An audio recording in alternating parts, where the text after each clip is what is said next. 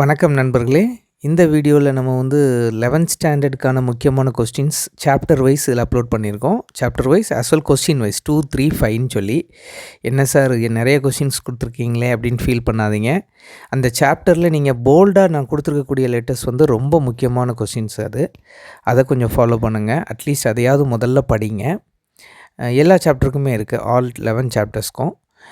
அதில் உங்களுக்கு தோதுவான questions at least ஒரே சாப்டரில் இல்லாமல் எல்லா சாப்டரையும் கவர் பண்ணி வர்ற மாதிரி படிங்க. உங்களால் ஒரு 5 மார்க் தான் படிக்க முடியும் அப்படின்னா you choose any 10 questions not from 2 lessons but from 11 lessons. ஒரு 11 லெசன்லையும் கவர் பண்ணுற மாதிரி அந்த 10 கொஸ்டினை நீங்கள் சூஸ் பண்ணி உங்களுக்கு எது முக்கியம்னு தெரியுதோ அதை எடுத்து படிக்கலாம். அது ஒரு நல்ல வழி.